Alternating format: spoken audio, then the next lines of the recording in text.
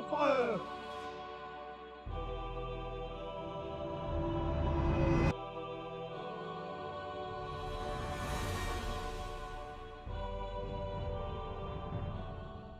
La mañana del 18 de junio de 1815 amaneció gris sobre los campos de Bélgica.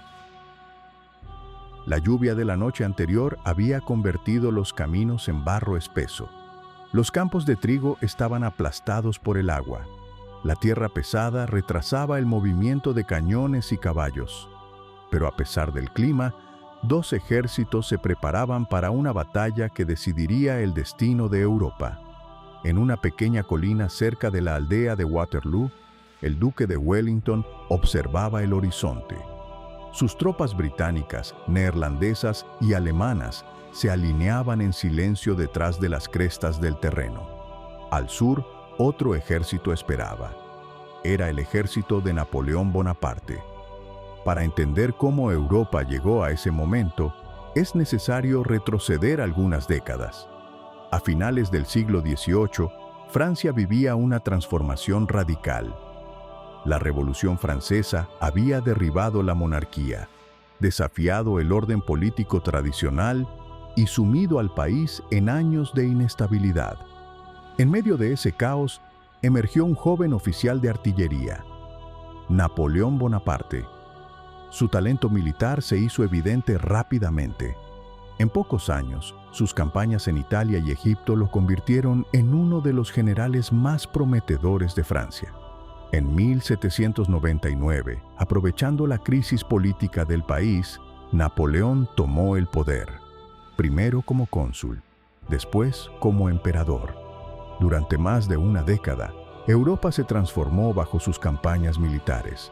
Ejércitos franceses cruzaron los Alpes, avanzaron por Alemania, derrotaron a Austria, Prusia y Rusia en distintas guerras.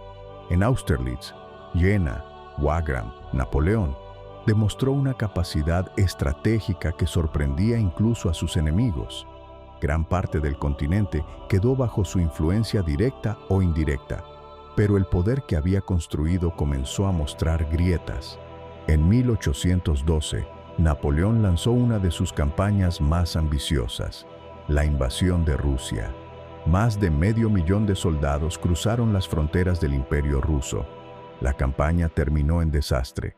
El invierno, las largas distancias y la estrategia de tierra quemada del ejército ruso destruyeron el Grande Armée.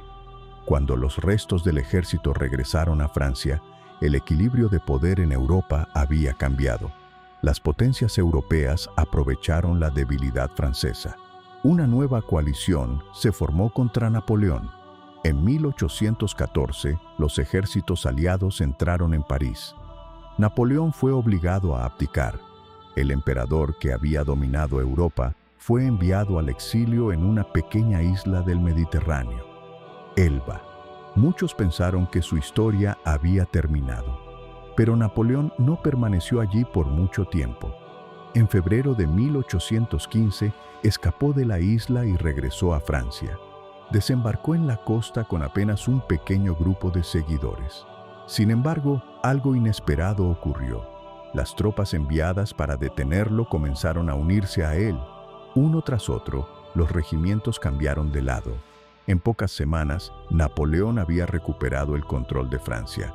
Comenzaba el período conocido como los 100 días. Las potencias europeas reaccionaron inmediatamente. Gran Bretaña, Prusia, Austria y Rusia prepararon nuevos ejércitos para enfrentar al emperador. Napoleón sabía que no podía esperar. Si todos los ejércitos aliados se reunían, Francia no tendría oportunidad. Su plan era atacar primero, derrotar a los ejércitos aliados en Bélgica antes de que pudieran unirse. A mediados de junio, el ejército francés cruzó la frontera. Napoleón logró inicialmente separar a dos de sus principales enemigos: el ejército británico de Wellington y el ejército prusiano comandado por Gebhard von Blücher.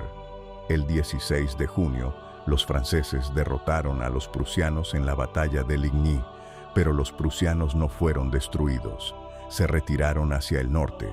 Wellington, mientras tanto, retrocedió hacia una posición defensiva cerca de Waterloo. Napoleón decidió atacarlo allí. La lluvia retrasó el inicio de la batalla durante la mañana. La artillería necesitaba terreno firme para operar. Finalmente, cerca del mediodía, el combate comenzó. Los cañones franceses abrieron fuego. La batalla avanzó en oleadas. Primero ataques contra posiciones fortificadas como Hougomont, una granja fortificada que se convertiría en uno de los puntos más sangrientos del combate. Luego, ataques masivos de infantería contra el centro aliado. Durante horas, las líneas chocaron una y otra vez. Las cargas de caballería francesa avanzaban colina arriba. Las tropas de Wellington formaban cuadros defensivos, resistiendo con disciplina. El campo de batalla se llenaba de humo, barro y gritos. Pero mientras la lucha continuaba, algo más ocurría en el horizonte. El ejército prusiano de Blücher estaba regresando. A pesar de la derrota anterior, los prusianos marcharon durante todo el día para unirse a la batalla. Por la tarde, comenzaron a aparecer en el flanco derecho francés. Napoleón intentó detenerlos enviando parte de sus reservas, pero la presión aumentaba. En el centro del campo, el emperador tomó una última decisión. Ordenó el avance de su unidad más prestigiosa, la Guardia Imperial. Durante años, la Guardia había sido considerada casi invencible. Su avance representaba el último intento de romper la línea aliada. Los soldados marcharon colina arriba bajo fuego constante. Pero esta vez, la historia fue diferente. Las líneas británicas resistieron. Cuando la Guardia comenzó a retroceder, el efecto psicológico fue devastador. La noticia se propagó rápidamente por el ejército francés. La Guardia había fallado. La línea francesa comenzó a desmoronarse. Wellington ordenó entonces el avance general. Al mismo tiempo, los prusianos presionaban desde el flanco. La retirada francesa se convirtió en una huida. Napoleón abandonó el campo de batalla. Waterloo había terminado. Las consecuencias fueron inmediatas. Napoleón regresó a París, pero su posición ya era insostenible.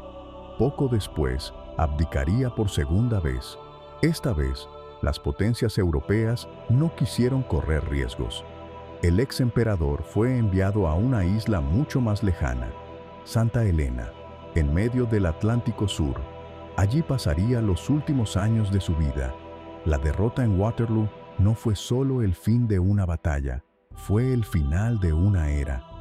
Durante más de 20 años, Europa había vivido bajo el impacto de las guerras revolucionarias y napoleónicas. Después de 1815, el continente entraría en un periodo diferente. Las potencias europeas reorganizaron el equilibrio político en el Congreso de Viena. Durante décadas, ese sistema intentaría mantener la estabilidad del continente. Waterloo marcó el cierre definitivo de la carrera de uno de los comandantes más influyentes de la historia, pero también marcó el momento en que Europa intentó reconstruirse después de una generación entera de guerra. En aquel campo belga cubierto de barro no solo terminó una batalla, terminó la ambición de un hombre que había cambiado el mapa del continente.